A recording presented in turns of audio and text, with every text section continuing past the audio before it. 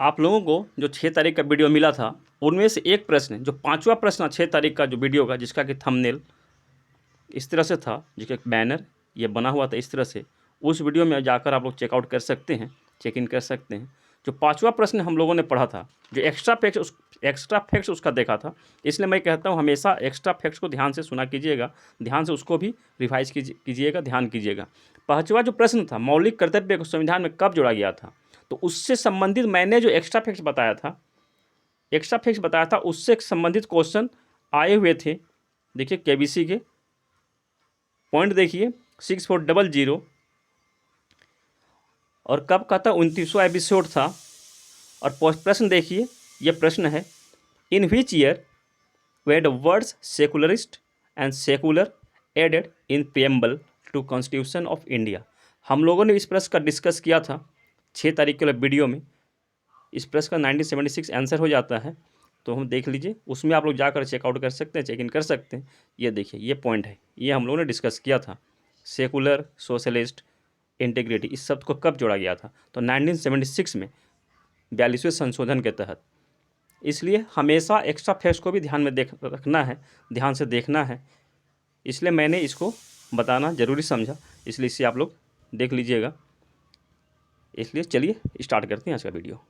जय हिंद। स्टडी बसेरा के नए वीडियो में आप सभी का हार्दिक हार्दिक स्वागत है। चलिए स्टार्ट करते हैं आज का सेशन। आज के सेशन पे अगर आप नए हैं तो चैनल को सब्सक्राइब कर लीजिएगा और बेल आइकन को भी क्लिक कर दीजिएगा और लाइक बटन को भी क्लिक कर दीजिएगा अगर वीडियो पसंद आता है तो। चलिए स्टार्ट करते हैं आज का सेशन। आज के सेशन का जो पहला प्रश्न है, हाइड्रोलिक लिफ्ट पंप में हाइड्रोलिक ब्रेक किस सिद्धांत पर काम करता है, तो इस प्रश्न का सही जवाब हो जाएगा ऑप्शन बी, पास्कल के नियम पर, यानी कि पास्कल लॉ के सिद्धांत पर काम करता है हाइड्रोलिक ब्रेक। चलिए देखते हैं अगला प्रश्न। कृत्रिम वर्षा के लिए किस रसायन का प्रयोग किया जाता है, option A silver iodide, option B silver nitrate, option C silver chloride, option D manganese chloride.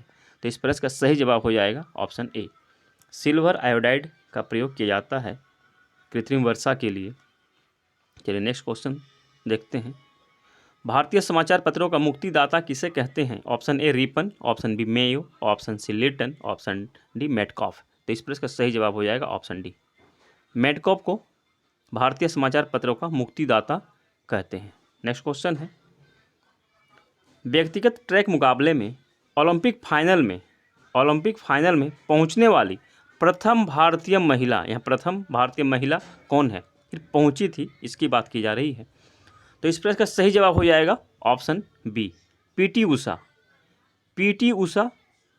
Olympic के फाइनल में पहुंचने वाली पहली भारतीय महिला है। तो किस फील्ड में पहुंची थी, किस कैटेगरी में पहुंची थी, ये भी डिटेल देख लेते हैं।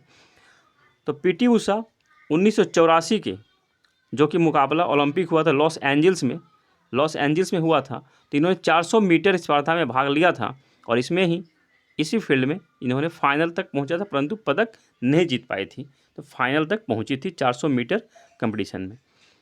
इससे कनेक्टेड और भी कुछ डिटेल है, तो ये देख लेते हैं कि नीलिमा घोष 1952 में हेलसिंकी ओलंपिक में 1952 में हेलसिंकी में ओलंपिक हुआ था, इसमें 100 मीटर के स्प्रिंट में और 80 मीटर बाधा दौड़ में इन्होंने भाग लिया था और ओलंपिक में भाग लेने वाली पहली भारतीय महिला बनी थी 1952 में भाग लेकर, नीलिमा घोष।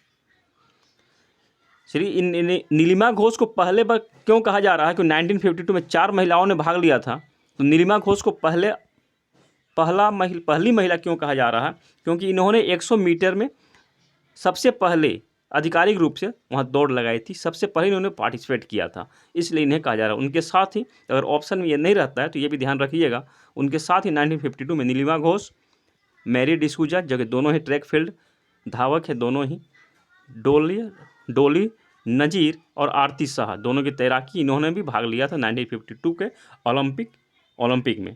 तो ऑप्शन में जो रहता है ये आपको देख लेना है। चलिए नेक्स्ट है, अच्छा इनसे कनेक्टेड और भी है।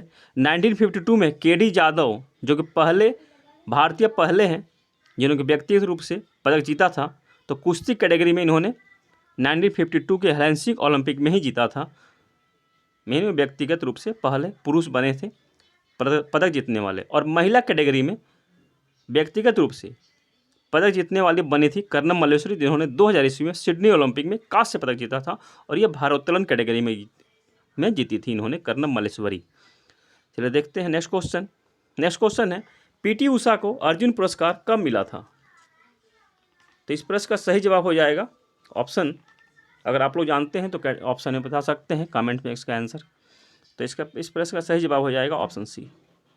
पीटी उषा को 1983 में अर्जुन पुरस्कार मिला था। पीटी उषा को पद्मश्री अवार्ड भी मिल चुका है, जो कि भारत का चौथा नागरिक सम्मान है। तो पद्मश्री सम्मान इन्हें 1985 में मिला था। और 1985 में ही इनके जो प्रशिक्षक थे OM नामियार, इन्हें द्रोणाचार्य अवार्ड मिला था 1985 में ही। तो 1985 में OM नामियार को द्रोणाचार्य पुरस्कार मिला था। तो कल के लाइव सेशन में हम लोगों ने, संडे के लाइव सेशन में हम लोगों ने देखा था कि पहले द्रोणाचार्य पुरस्कार प्राप्त करने वाले कौन हैं। तो उनमें हम लोगों ने डिस्कस किया था, उन थे भालचंद्र भास्कर भागवत। तो 1985 में ही जो शुरुआत हुई थी द्रोणाचार्य पुरस्कार की, तो उसी समय भालचंद्र भास्कर भागवत जो कि कुश्ती के प्रशिक्षक थे, और ओम प्रकाश भारद्वाज जो कि मुक्केबाजी के प्रशिक्षक थे, और OM नामियार जो कि एथलीट्स थे, इन तीनों को ही 1985 में द्रोणाचार्य पुरस्कार दिया गया था। तो हम लोगों ने जो डिस्कस किया था कल संडे के लाइव सेशन में, तो उसमें ऑप्शन था भालचंद्र भास्कर भागवत, इसलिए हम लोगों ने भालचंद्र भास्कर भागवत को टिक किया था। तो ऑप्शन में ये तीनों में से कुछ भी रह सकता है कि पहला द्रोणाचार्य पुरस्कार किन्हें दिया गया था। तो तीनों में से ऑप्शन में जो रहता है उससे हम लोग टिक करेंगे। ध्यान से सुनिएगा, 1985 में 3 लोगों को द्रोणाचार्य पुरस्कार दिया गया था। उनमें पहले हैं भालचंद्र भास्कर भागवत जो कि कुश्ती के प्रशिक्षक थे, और दूसरे नंबर पे हैं ओम प्रकाश भारद्वाज जो कि मुक्केबाजी के प्रशिक्षक थे ऑप्शन, और नंबर 3 पे हैं OM नाम्बियार जो कि एथलेटिक्स के प्रशिक्षक थे। इन तीनों को ही 1985 में द्रोणाचार्य पुरस्कार दिया गया था। आशा करता हूँ आप लोगों को सेशन पसंद आया होगा। इसी आशा और उम्मीद के साथ मिलते हैं फिर नए वीडियो में। तब तक के लिए जय हिंद, स्वस्थ रहें, मस्त रहें, धन्यवाद।